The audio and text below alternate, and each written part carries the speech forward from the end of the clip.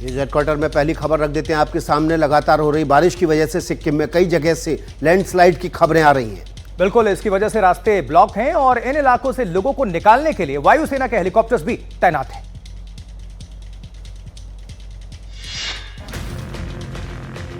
Monsoon की मार झेल रहे सिक्किम में हालात बिगड़ रहे हैं। लगातार हो रहे लैंडस्लाइड की वजह से रास्ते बंद हो रहे हैं और लोगों को एयरलिफ्ट किया जा रहा है। ये वीडियो सिक्किम के मगान जिले का है, जहां के छातेन और लाचेन गांव में फंसे 34 लोगों को वायुसेना के Mi-17V5 हेलीकॉप्टर से रेस्क्यू किया गया। इन सभी लोगों को सुरक्षित पाक योंग ग्रीनफील्ड एयरपोर्ट पहुंचाया गया। जिन लोगों का रेस्क्यू किया गया उसमें पर्यटकों के साथ साथ सेना के जवान भी शामिल थे। एक हेलीकॉप्टर से एनडीआरएफ के 30 जवानों को बचाया गया, जो उत्तर सिक्किम में राहत और बचाव के लिए गए थे। डिजास्टर मैनेजमेंट ने जो आंकड़े दिए हैं उसके मुताबिक लाचेन इलाके में अभी भी 112 पर्यटक फंसे हुए हैं। डिजास्टर मैनेजमेंट की टीम फिलहाल छातेन और लाचेन की सड़कों पर गिरा मलबा हटाने का काम कर रही है, ताकि आवागमन शुरू किया जा सके। खबर मणिपुर से, जहां मणिपुर में आने वाले दिनों में हालात और ज्यादा बिगड़ने के आसार हैं। बारिश की वजह से यहां लगातार लैंडस्लाइड की खबरें हैं। हजारों घरों को नुकसान पहुंच चुका है, हजारों लोग बेघर भी हो चुके हैं। इम्फाल के पूर्वी जिले में बाढ़ ने जनजीवन बेहाल कर दिया है। ड्रोन से ली गई ये तस्वीरें वांगखेई और पोरुमपाट इलाके की है। पूरा इलाका जलमग्न है, लोगों के घरों तक पानी है, सड़कें और गलियां सैलाब के पानी से लबालब हैं। पूर्वी इम्फाल और पश्चिमी जिलों में लगातार बारिश हो रही है। इम्फाल की नदियां उफान पर है। जानकारी मिल रही है कि मणिपुर के चेकॉन, हेईगांग, वांगखेई और खुरे इलाके में सड़कों पर कमर तक पानी भर गया है। रही सही कसर नदियों के टूटते तटबंधों ने पूरी कर दी है। आंकड़े बता रहे हैं कि मणिपुर में 20,000 से ज्यादा लोग बाढ़ से प्रभावित हो चुके हैं और 3,000 से ज्यादा घरों को नुकसान पहुंचा है। लोगों की परेशानी लगातार हो रहे लैंडस्लाइड ने बढ़ा दी है। मणिपुर में अब तक 47 जगहों पर भूस्खलन की घटना हो चुकी है। एनडीआरएफ ने अब तक 1,500 से ज्यादा लोगों को सुरक्षित स्थानों पर पहुंचाया है। मणिपुर में 37 राहत शिविर बनाए गए हैं।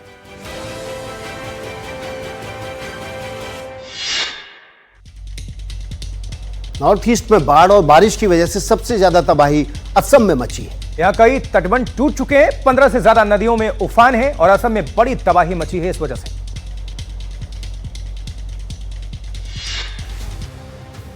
बाढ़ और बारिश से 22 जिले प्रभावित हैं। 1250 से ज्यादा गांव में कोहराम मचा है और अब तक 5 लाख लोग बेघर हो चुके हैं। तबाही का ये आंकड़ा असम का है। राज्य भर में 3 तटबंध टूट चुके हैं और ये तटबंध श्रीभूमि, हैलाकांडी और होजाई जिले में है। मौजूदा हालात को देखते हुए एसडीआरएफ डिब्रूगढ़ और हैलाकांडी से लोगों को रेस्क्यू कर रही है, ताकि लोगों को बड़े नुकसान से बचाया जा सके। असम में बाढ़, बारिश और लैंडस्लाइड की चपेट में आने से अब तक 40 लोगों के मारे जाने की खबर है।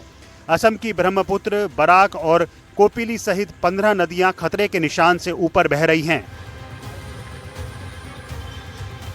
सैलाब ने सैकड़ों सड़कें, पुल पुलिया को नुकसान पहुंचाया है।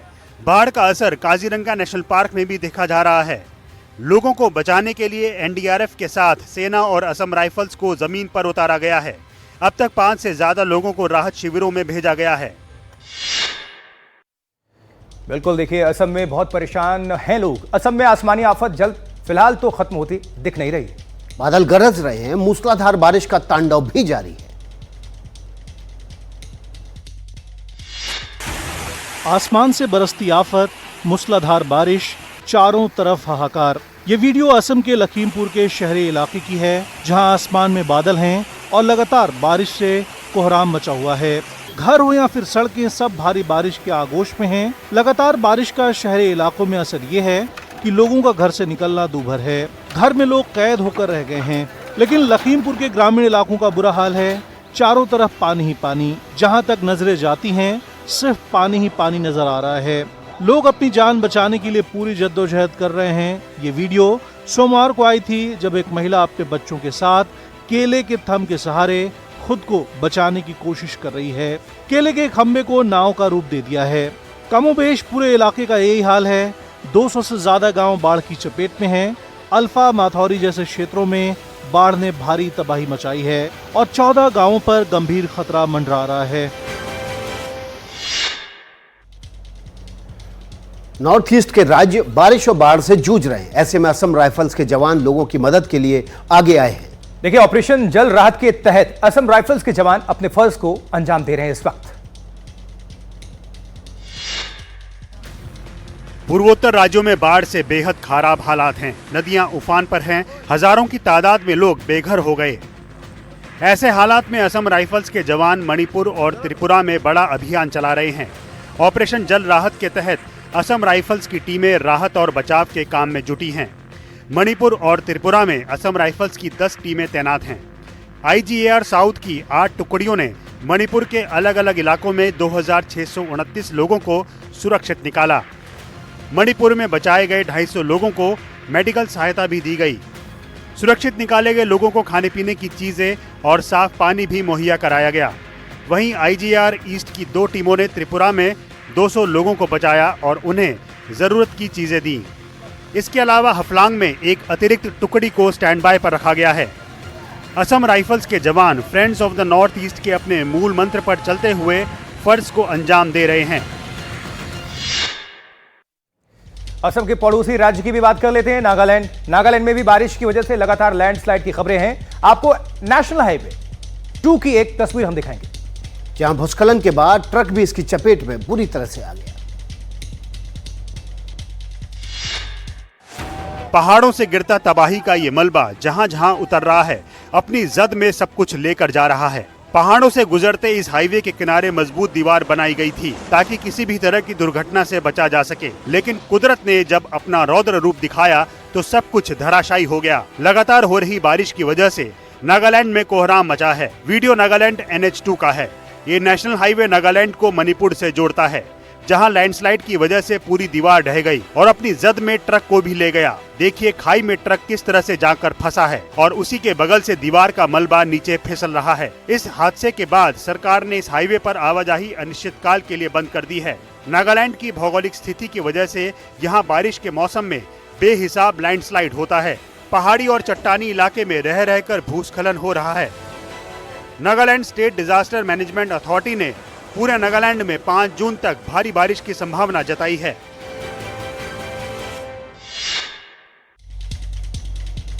भारी बारिश के बाद पूर्वोत्तर में हाहाकार मचा हुआ है। सिक्किम में भारी भूस्खलन से 1600 से ज्यादा सैलानी फंस गए, लेकिन अब उन्हें निकाल लिया गया है। आपको दिखाते हैं हम स्पेशल रिपोर्ट। आसमानी आफत का तांडव देखिए, आसमानी आफत का बवंडर देखिए। सैलाब है कि रुकने का नाम नहीं ले रहा और अपने साथ सब कुछ बहा ले जाने को बेकरार है। सैलाब का ऐसा जोर है कि मजबूत खंबे भी इसके सामने रुकने वाले नहीं हैं। बड़े बड़े पत्थर और चट्टानों को भी सैलाब अपने आगोश में ले रहा है। हालात ये हैं कि उत्तरी सिक्किम में फंसे 1600 से ज्यादा सैलानी फंस गए हैं। फिर सीमा सड़क संगठन ने युद्ध स्तर पर काम किया, फंसे लोगों को बाहर निकाला। जिला प्रशासन और पुलिस प्रशासन ने मिलकर ये कार्रवाई स्टार्ट की और इसके अंतर्गत 1668 टूरिस्ट जो कि लाचोंग और चुंगथांग में स्ट्रैंडेड थे, वो नीचे आ रहे हैं। दरअसल ये हालात तब बन गए जब 29 मई से लगातार बारिश हो रही है। मंगन जिला भूस्खलन की भेंट चढ़ गया। फिदांग और संगकालान में पुलों को नुकसान पहुंचा, जिससे सड़कों पर आवाजाही बंद हो गई थी। चलिए अब जरा हम विस्तार से आपको बताएंगे कि पूरे पूर्वोत्तर भारत में स्थिति क्या है, जहां भारी बारिश और भूस्खलन से हाल तस्वीरों के जरिए आप देखेंगे भी। अब आपको हम प्रमुख प्रभावित इलाकों के बारे में बताते हैं। हाल कैसे बेहाल है ये विस्तार से आपके सामने रखते हैं। बिल्कुल, गुवाहाटी की बात कर लें तो सड़कें नदी में तब्दील हो चुकी हैं, जनजीवन काफी अस्त व्यस्त है। बमजीर गांव की बात करें तो बाढ़ में फंसे 14 लोगों को यहां से रेस्क्यू करके वायुसेना ने हेलीकॉप्टर के जरिए बचाया है। बिल्कुल, MI-17 हेलीकॉप्टर्स तैनात थे। 8 लोगों की मौत की भी खबर है। यहाँ 60,000 से ज्यादा लोग अब तक प्रभावित हो चुके हैं और सैकड़ों लोग राहत शिविरों में। देखिए, सड़क और रेल परिवहन बाधित है। जीरो घाटी में क्या स्थिति है? 2 लोगों की वहां पर मौत की खबर है। और नदियों में जलस्तर जो है वो बढ़ चुका है, सड़कें बह गई हैं, घर पूरी तरह से तबाह हो चुके हैं। जबकि मेघालय की अगर बात करें तो मेघालय में करीब 49 गांव इस वक्त प्रभावित हैं और भूस्खलन और बाढ़ से बिजली आपूर्ति भी बाधित है। 7 लोगों की मौत की खबर है यहाँ पर और हजारों लोग अब तक बेघर हो चुके हैं। जबकि मणिपुर की राजधानी इम्फाल, खुरई, हिंगांग, चेकोन नदी का यहां पर तटबंध टूटा है। कई क्षेत्र जलमग्न हो चुके हैं और करीब 4000 लोग इससे प्रभावित हुए हैं और 800 से ज्यादा घर क्षतिग्रस्त हैं। मिजोरम में क्या हालात हैं? भारी बारिश और भूस्खलन वहां पर भी है। सड़कें और घर तबाह हैं। जबकि त्रिपुरा की बात करें तो अगरतला में बाढ़ जैसे हालात हैं। उफान पर नदियां हैं, सड़कें बह चुकी हैं, घर क्षतिग्रस्त हैं, हजारों लोग इस वक्त बेघर। सिक्किम की बात करें तो मंगम जिले की हमने कहानी आपको दिखाई थी। बारिश से जनजीवन बुरी तरह प्रभावित हुआ है। सड़कें और बुनियादी जो ढांचा है उसको काफी नुकसान पहुंचा है। 40 लोगों की यहां पर जान जाने की खबर है और 1893 के बाद सबसे ज्यादा यहां पर बारिश भी है। विकास, तकरीबन 123 साल से भी ज्यादा पुराने रिकॉर्ड इस बार बारिश ने ध्वस्त कर दी है। अगली खबर का रुख कर लेते हैं आशुतोष जी। बारिश का असर राजस्थान में भी दिखाई दे रहा है, जहां घंटों की बारिश के बाद जगह जगह जलभराव की स्थिति है। सीकर में पिछले कुछ घंटों की बारिश ने लोगों का जीना मुहाल कर दिया। आप देख सकते हैं मेरे पीछे कि यहाँ पे जो हालात ये हो गए कि 5 फीट के लगभग जो है पानी अंडरपास में भर चुका है, जिसके चलते आवागमन पूरी तरह से बाधित हो चुका है और इसको पूरी तरह से स्थानीय प्रशासन की ओर से अंडरपास को बंद किया गया है। अंडरपास हो, सड़कें हो या चौक चौराहे, सीकर शहर में आप जहां भी जाएंगे जल जमाव से 2-4 होंगे। बीती रात मौसम का मिजाज बदला और पूरे शहर का हाल बेहाल हो गया। जोरदार बारिश से सीकर शहर के निचले इलाकों में पानी भर चुका है। हैरानी की बात यह है कि सिर्फ 1 घंटे की बारिश ने स्थानीय प्रशासन की पोल भी खोल दी है। वेस्टर्न डिस्टर्बेंस की वजह से सीकर सहित राजस्थान के कई जिलों में तूफान के साथ भारी बारिश की चेतावनी जारी की गई है।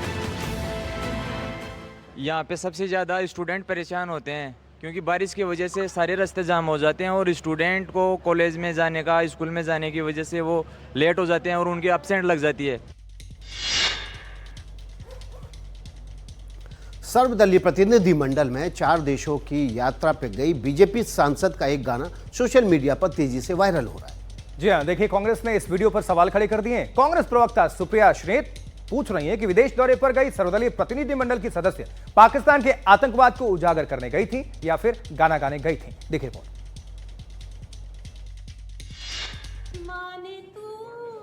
बीजेपी सांसद रेखा शर्मा उस प्रतिनिधि मंडल का हिस्सा थी जो दुनिया भर में पाकिस्तान की आतंकी साजिशों का पोल खोलने के लिए बहरीन, कुवैत, सऊदी अरब और अल्जीरिया के दौरे पर थीं। इस मौके पर बीजेपी सांसद बैठक के दौरान गाना गाती नजर आईं। रेखा शर्मा के इस अंदाज पर कांग्रेस ने सवाल उठाया है। कांग्रेस प्रवक्ता सुप्रिया श्रीनेत ने इस वीडियो को पोस्ट करते हुए लिखा है कि मुझे लगा कि सर्वदलीय प्रतिनिधि मंडल आतंकी हमले और ऑपरेशन सिंदूर के बारे में बताने गया है, लेकिन यहाँ तो अलग ही माहौल चल रहा है। सुप्रिया श्रीनेत ने सवाल उठाया कि आतंकवाद जैसे गंभीर मसले पर विदेश दौरे पर गई बीजेपी सांसद लोगों का मनोरंजन क्यों कर रही हैं। इस वीडियो में रेखा शर्मा के बगल में हैदराबाद से सांसद और AIMIM के नेता असदुद्दीन ओवैसी भी बैठे हुए हैं। बीजेपी सांसद बैजयंत जय पांडा की अगुवाई में ये दल 4 देश के दौरे पर था।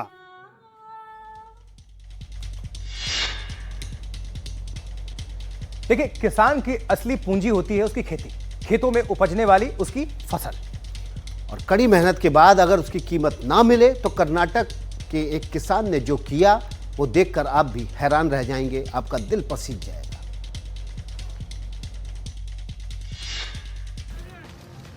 आज इस किसान की कड़ी मेहनत का फल क्या है आपके सामने है।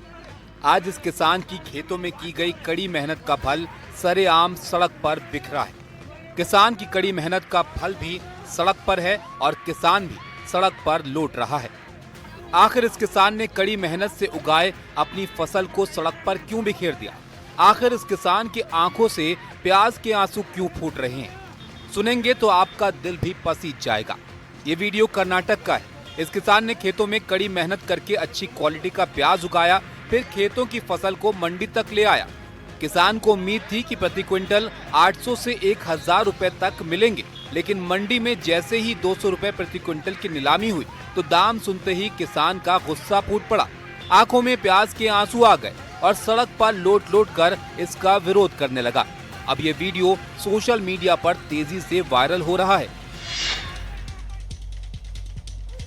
कभी सूखा तो कभी बारिश, किसानों की बर्बादी की कहानी यही कहते हैं।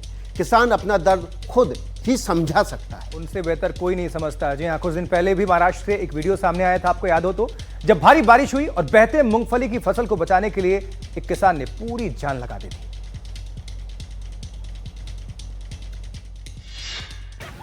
कड़ी मेहनत के बाद किसी की मेहनत अगर यूं ही सैलाब में बह जाए तो दर्द की उस गहराई का अंदाजा लगा पाना मुश्किल है। कड़ी मेहनत के बाद अगर यूं ही तूफान उसका फल अपने आगोश में ले जाए तो सोचिए उसका दर्द कितना गहरा होगा। फिर एक तस्वीर आई जब किसान को कीमत अच्छी न मिलने पर दर्द के मारे सड़क पर झटपटा रहा है। तो दूसरी तस्वीर उस किसान की है जो कुछ दिन पहले आई थी। महाराष्ट्र के किसान भाई गौरव पवार का तो सब कुछ लुट गया। जिस मूंगफली की फसल को बेचने के लिए वो मंडी गए थे, आसमानी आफत ने उन्हें कहीं का नहीं छोड़ा। मूंगफली की फसल सैलाब बहा कर ले गई और किसान भाई गौरव पवार ने उसे बचाने के लिए पूरी ताकत लगा दी। जिसकी मेहनत बह गई उसकी पीड़ा तो सोचिए। जिसने भी ये वीडियो को देखा उसका दिल जैसे बाहर आ गया। केंद्रीय मंत्री शिवराज सिंह चौहान भी इस वीडियो को देखकर किसान से बात किए बगैर नहीं रह पाए और फोन पर बात करके उन्हें ढांढस बंधाया और मदद का भरोसा दिया। और ये खबर है नोएडा से। देखिए, नोएडा में गुंडागर्दी के 2 वीडियोस वायरल हो रहे हैं इन दिनों। एक शख्स को घेर कर पहले कुछ लोग उसके साथ मारपीट करते हैं, फिर इरादतन जीप से टक्कर मारकर उसकी हत्या की कोशिश की जाती है। पुलिस इस मामले में कार्रवाई की बात कह रही है। एक शख्स को घेरे हुए कई बदमाश, इसे पटक पटक कर मारा गया। लात घूंसे बरसाए गए, कुछ लाठी डंडे भी लेकर आए थे। मामला यहीं तक नहीं रुका। खून से लथपथ इस शख्स ने जान बचाने के लिए मौके से निकलने की कोशिश की। तभी इसे महसूस होता है कि खतरा टला नहीं है। ये पीछे मुड़कर देखता है। उसी दौरान इसे जोरदार टक्कर लगती है। ये सीधा नाले में जाकर गिरता है। ये दोनों वीडियो सोशल मीडिया पर वायरल हैं। पीड़ित का नाम सौरभ यादव है, जो नोएडा के सेक्टर 39 में रहता है। वो मारपीट के पीछे किसी लड़की से हुई छेड़छाड़ को वजह बता रहा है। ये फ्रेंड के साथ बदतमीजी कर रहे थे, उसकी गर्लफ्रेंड ने उन्होंने छेड़ी है और हम उस जगह पे जैसे पहुंचे, ये डंडों से, चाकू से और ब्लेड से और ईंटों से इन्होंने हम पे वार किया। ऐसे मामलों के बाद जो कार्रवाई होती है वो अपनी जगह है, लेकिन नोएडा के ये बदमाश जिस तरह से बेखौफ नजर आ रहे हैं वो खाकी को चुनौती देने वाला अंदाज है।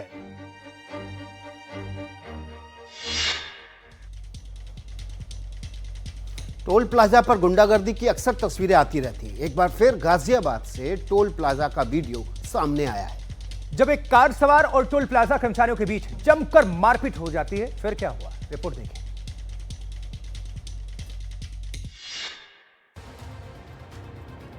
खूब हुआ हंगामा, जमकर मारपीट।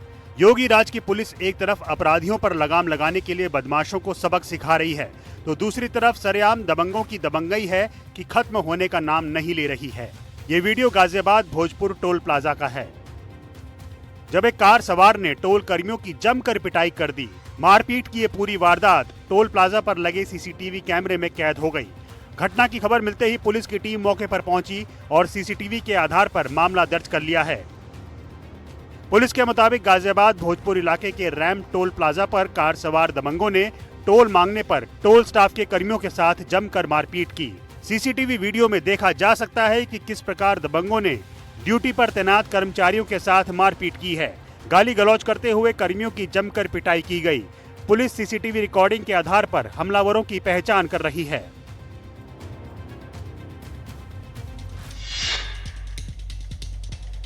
और ये खबर आंध्र प्रदेश से, जहां आंध्र प्रदेश में सड़क दुर्घटना का एक हैरान कर देने वाला मामला सामने आया है। यहाँ एक कार ने एक मालवाहक गाड़ी और बाइक सवार को टक्कर मार दी।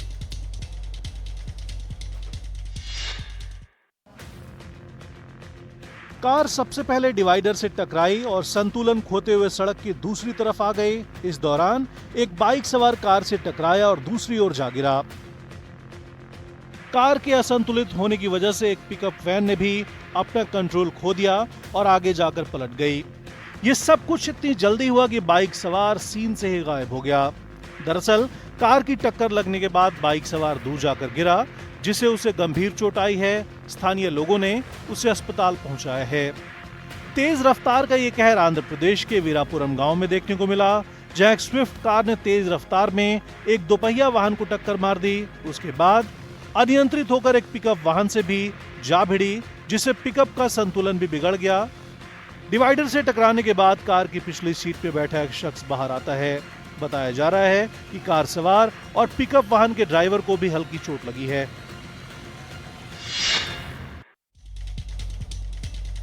आंध्र प्रदेश के तिरुमाला में एक कार में आग लग गई। देखिए कुछ ही पल में ये आग बेकाबू हो गई और कार पूरी तरह से जलकर राख हो गई।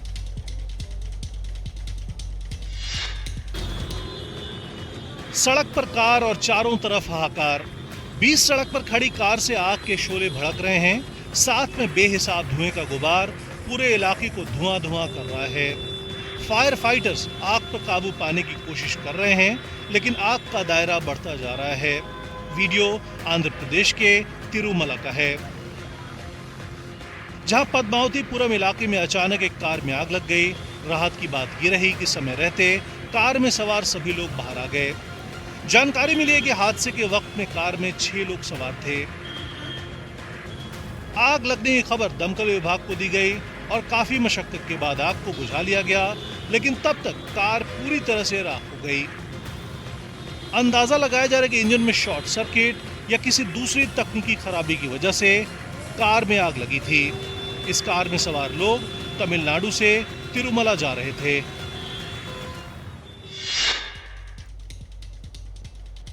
ये खबर ओडिशा से, जहां ओडिशा के नवरंगपुर में सेप्टिक टैंक की सफाई के दौरान दम घुटने से 3 सफाई कर्मियों और एक राहगीर की मौत हो गई।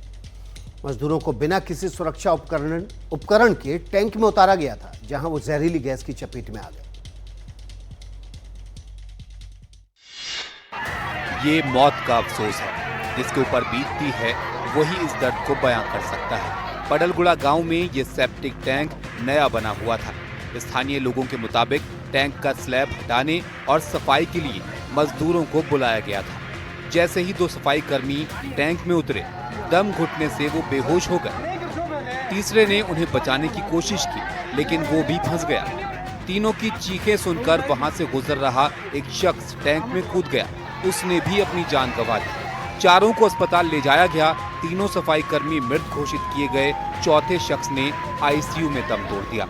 एक तरफ तरक्की के नगाड़े बजाए जाते हैं, सरकारें बड़े बड़े दावे करती हैं। दूसरी तरफ ऐसी अफसोसनाक तस्वीरें सामने आती हैं। जो काम मशीनों से अंजाम दिया जाना चाहिए, उसके लिए गरीब मजदूर लगाए जाते हैं और वो इस तरह तड़प तड़प कर दम तोड़ देते हैं। ऐसा क्यों होता? जवाब देने वाला कोई नहीं है। मध्य प्रदेश के देवास में पुलिस ने भारी मात्रा में नकली नोट का भांडाफोड़ किया है। पुलिस ने नकली नोटों के साथ एक बड़े गिरोह के 5 लोगों को भी गिरफ्तार किया है।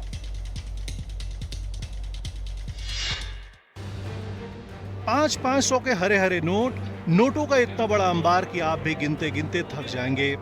सबसे बड़ी बात कि ये नोट असली हैं या नकली, फर्क करना मुश्किल है।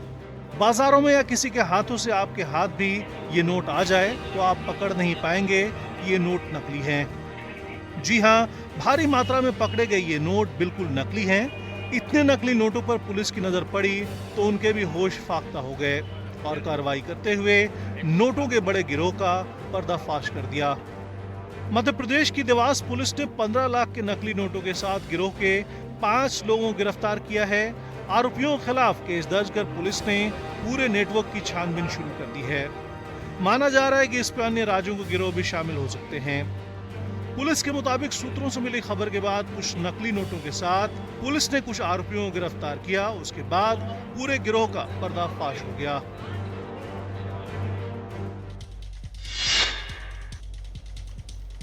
आतंकी संगठनों से संबंध रखने के आरोप में जम्मू कश्मीर के 3 सरकारी कर्मचारियों को बर्खास्त किया गया है। इन तीनों कर्मचारियों के खिलाफ जांच चल रही थी और इस दौरान ये सभी जेल में थे।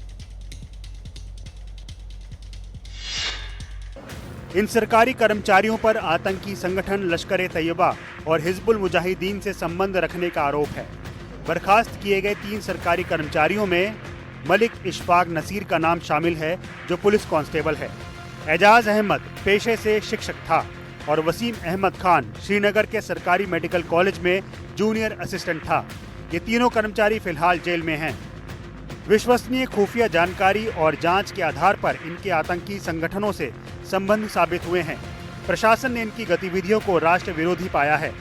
इन तीनों के खिलाफ संविधान के अनुच्छेद 311(2)(c) के तहत एक्शन लिया गया है। जिसमें ये प्रावधान है कि अगर कोई सरकारी कर्मचारी राष्ट्र की सुरक्षा के लिए खतरा पैदा करे उसके खिलाफ एक्शन लिया जाए। ये कार्रवाई जम्मू कश्मीर में आतंकवाद के खिलाफ केंद्र और राज्य प्रशासन की कठोर नीति का हिस्सा है, जिसके तहत सरकारी कर्मचारियों के आतंकी गतिविधियों में शामिल होने पर तत्काल बर्खास्तगी की जाती है।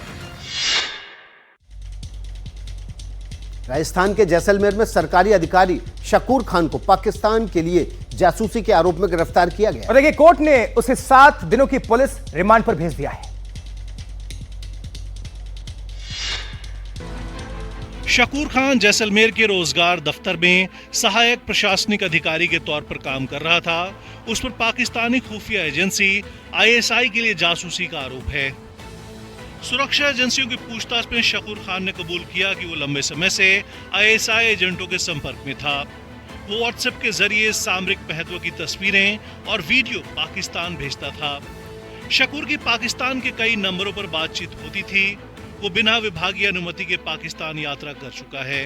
पाकिस्तान में उसकी मुलाकात ISI एजेंटों से हुई थी। शकूर पर ऑफिशियल सीक्रेट एक्ट के तहत कार्रवाई की जा रही है। पेशी के दौरान पुलिस ने कोर्ट से 10 दिन की रिमांड की मांग की थी, लेकिन अदालत ने उसे 7 दिन की पुलिस रिमांड पर भेजा है। उससे लगातार पूछताछ जारी है। पुलिस उसके पूरे लिंक को खंगाल रही है। अलग अलग राज्यों से पाकिस्तान के लिए जासूसी के आरोपी गिरफ्त में लिए जा रहे हैं। जी हां, देखिए, इस बीच पाकिस्तान के लिए जासूसी के आरोप में कार्रवाई का सिलसिला लगातार जारी है। ताजा मामला पंजाब के तरनतारन का है, जहां गगनदीप सिंह उर्फ गगन नाम के आरोपी को गिरफ्तार किया गया है। पंजाब पुलिस गगनदीप सिंह पर लगातार नजर रख रही थी। उसके खिलाफ कई तरह के सबूत मिलने के बाद खाकी ने कार्रवाई की। उससे बातचीत में कई अहम जानकारियां सामने आई हैं। गगनदीप पर ऑपरेशन सिंदूर के दौरान खुफिया जानकारियां लीक करने का आरोप है। उसने ISI और खालिस्तानी आतंकी गोपाल सिंह चावला को भारतीय सेना से जुड़ी जानकारियां दी।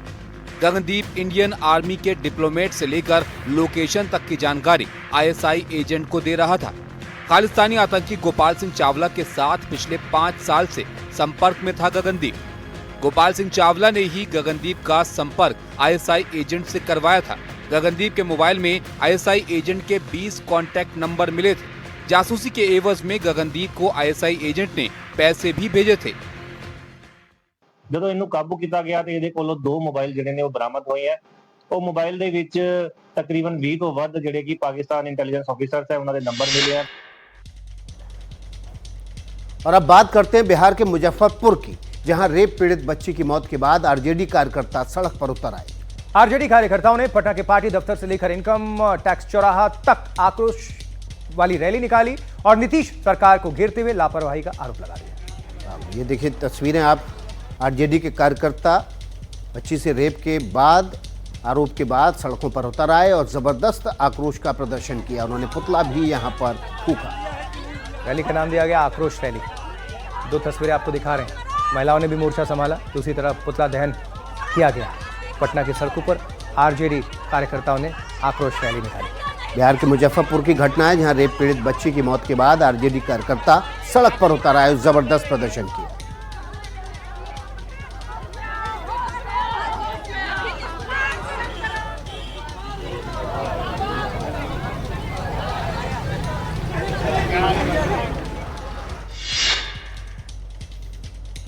तो मुजफ्फरपुर में एक बिटिया के साथ हैवानियत और उसके बाद उसकी मौत ने बिहार की सियासत में सरगर्मी पैदा कर दी है। कांग्रेस के बाद अब RJD ने भी मोर्चा संभाल लिया है और सरकार को जमकर घेर रही है।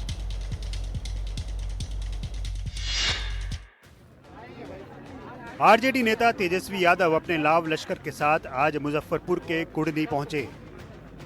तेजस्वी ने पीड़ित के परिजनों को न्याय दिलाने का वादा किया और सरकार पर बरसे।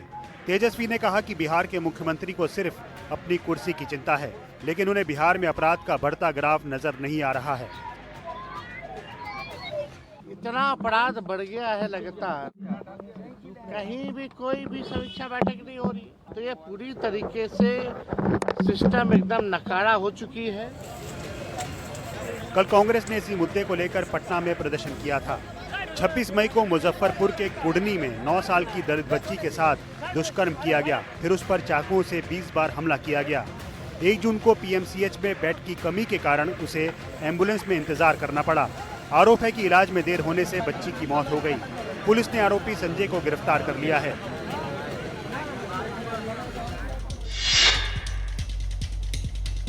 उत्तर प्रदेश में अग्निवीरों के लिए एक अच्छी खबर है। योगी सरकार अब यूपी पुलिस और पीएससी में अग्निवीरों को 20% आरक्षण देने जा रही है। जहां कैबिनेट की बैठक हुई और इस बात की वहां पर मुहर लगाई गई। रिपोर्ट देखिए। ऐसी तस्वीर जिसे देखकर किसी का भी सीना गर्व से चौड़ा हो जाए, ऐसी तस्वीर जिसे देखकर हिंदुस्तान की ताकत का एहसास होता है। ये वीडियो और किसी का नहीं बल्कि उन्हीं अग्निवीरों का है जिन्हें केंद्र सरकार ने देश की रक्षा का मौका दिया।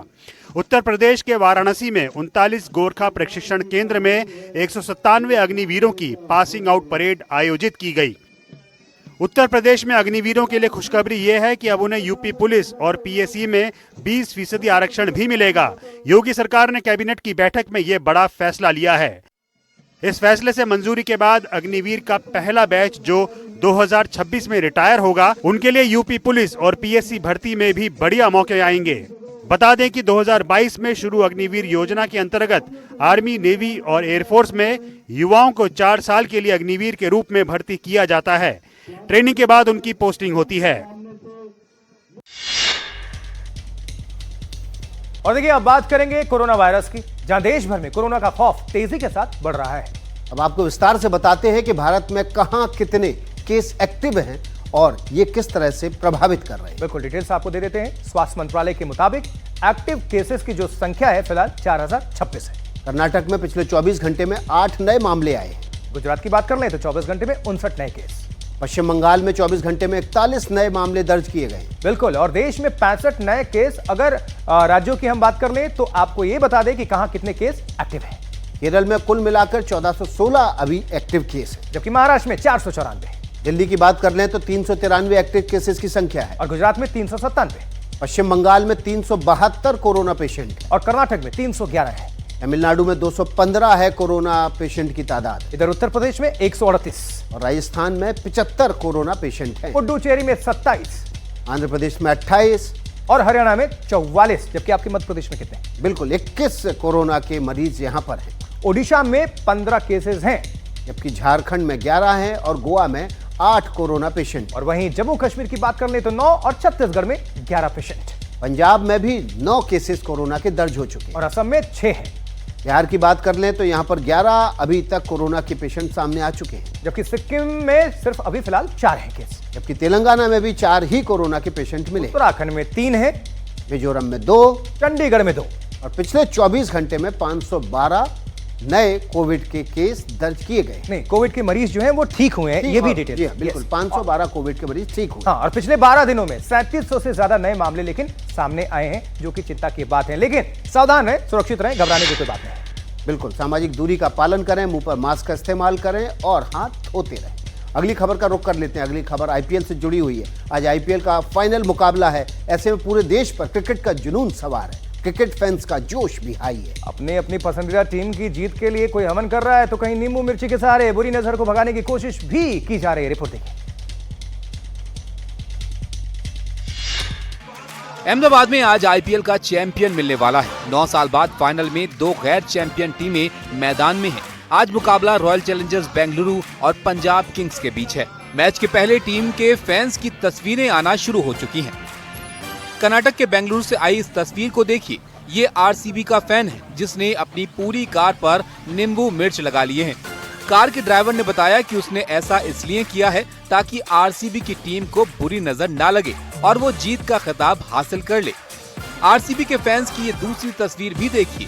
फैंस मंदिर में जमा हैं और जीत के लिए हवन कर रहे हैं। ये फाइनल मैच का ही असर है कि ब्लैक मार्केट में मैच के टिकट का दाम 1.25 लाख रुपए के पार कर गया है। बेसिक स्टैंड का जो टिकट आम दिनों में 1000 से 1500 रुपए में मिल जाता है, फाइनल में यही टिकट 10,000 में बेचा जा रहा है। प्रीमियम बॉक्स का टिकट 8000 की जगह 35 से 82,000 रुपए में बिक रहा है और क्रिकेट के दीवाने इसे खरीद भी रहे हैं। न्यूज हेडक्वार्टर में बढ़ते हैं आगे और अब इंटरनेशनल न्यूज की बात करते हैं, जहां सीरियाई सेना में करीब 3,500 विदेशी लड़ाकों को शामिल किया जा रहा है और अब ये सब अमेरिका की सहमति से हो रहा है। ये वही अमेरिका है जिसने हयात तहरीर अल शाम यानी एसटीएस को आतंकी संगठन घोषित किया था और उसके नेता अल शारा को आतंकी भी घोषित करते हुए 85 करोड़ रुपए का इनाम रखा था। लेकिन जैसे ही ट्रंप ने अल शारा से रियाद में मुलाकात की, पूरी तस्वीर बदल गई। ये वही अमेरिका है जो अब तक एचटीएस को आतंकवादी संगठन मानता था, एचटीएस के नेता अल शारा को आतंकी मानता था। अब वही अमेरिका सीरियाई सेना में विदेशी लड़ाकों की भर्ती करने की मंजूरी दे रहा है। अल शारा से मुलाकात करने के बाद ट्रंप ने वो सारे प्रतिबंध हटा दिए जो अब तक दुनिया के लिए खतरनाक माने जाते रहे थे। सीरियाई सेना में विदेशी लड़ाकों को शामिल करने की इजाजत दे दी। अमेरिका ने इसके लिए एचटीएस को मंजूरी दी है। सेना में चीन उइगर लड़ाके शामिल होंगे। असद को हटाने के लिए जिहादियों की मदद ली जा रही है। ट्रंप ने अब सीरिया से प्रतिबंध हटाने का भी ऐलान किया है और उसकी नजर में अब अल शारा आतंकी नहीं है। इसके बदले में अल शारा ने अमेरिका को भरोसा दिलाया है कि वो सीरिया में उन आतंकी गुटों को सक्रिय नहीं होने देंगे जो अमेरिका के लिए खतरा है। सीरियाई सेना में 3500 विदेशी लड़ाकों को शामिल करने की तैयारी है। बदलाव सीरिया में स्थिरता लाने और चरमपंथी समूहों को कमजोर करने की रणनीति का हिस्सा है। अब बिहार की बात कर लेते हैं। बिहार के जमुई में ईएमयू ट्रेन में आग लगने से अफरा तफरी का माहौल दिखा। अच्छी बात यह रही कि आग फैल नहीं पाई, वक्त रहते इस पर काबू पा लिया गया।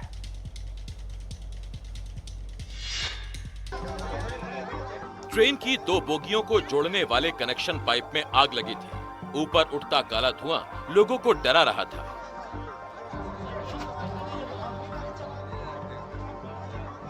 आग लगने का शोर उठा तो अंदर बैठे यात्री बड़ी तेजी के साथ बाहर निकल आए। लोग डरे हुए थे।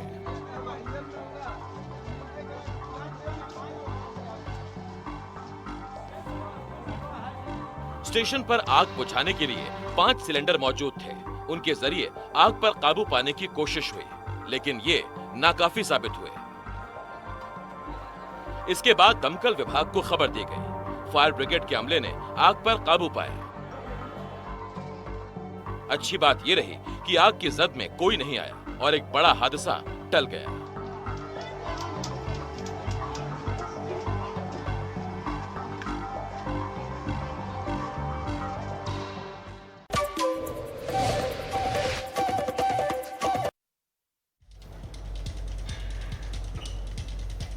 ब्रेक के बाद न्यूज हेडक्वार्टर में आपका स्वागत है। अगली खबर का रुख कर लेते हैं। जम्मू कश्मीर के गांदेरबल में सालाना खीर भवानी मेले की रौनक खूब दिखी। खास मौके पर सैकड़ों की तादाद में कश्मीरी पंडित इकट्ठा हुए और उनकी सुरक्षा के लिए पुख्ता इंतजाम भी किए गए। ये भीड़, ये रौनक, ये उत्साह बस देखने ही लायक है। खीर भवानी का ये मेला कश्मीर की सांस्कृतिक और आध्यात्मिक विरासत का प्रतीक है। श्रद्धालु यहाँ दूध और खीर चढ़ाने आते हैं। पहलगाम में हाल ही में आतंकी हमला हुआ था। उसके अलावा मौसम से जुड़ी चेतावनियां भी थीं। बावजूद इसके हर तरह के खौफ और फिक्र को पीछे छोड़ आस्था को निभाने इतने सारे लोग यहाँ पहुँचे हैं। फर्स्ट टाइम आए हैं। अच्छा, फर्स्ट टाइम आए। अच्छा लगा के यहाँ पे माता के दर्शन करके। मैं यहाँ हाजिरी देने के लिए अपनी इस माँ के चरणों में पूरे साल भर इस दिन का हमें इंतजार रहता है। मिसाल होती है भाईचारे की, हिंदू मुस्लिम की। ये कई मिसाल आपको देखोगे नहीं जहाँ पे यही होता है। यहाँ के लोकल जो है, क्योंकि जो चीज़ हमें यहाँ चाहिए पूजा पाठ के लिए, वो चीज़ उन्होंने हमें यहाँ अवेलेबल की। कश्मीरी पंडित चले गए तो स्थानीय मुसलमानों ने झरने के बीच स्थित इस मंदिर की देखभाल की।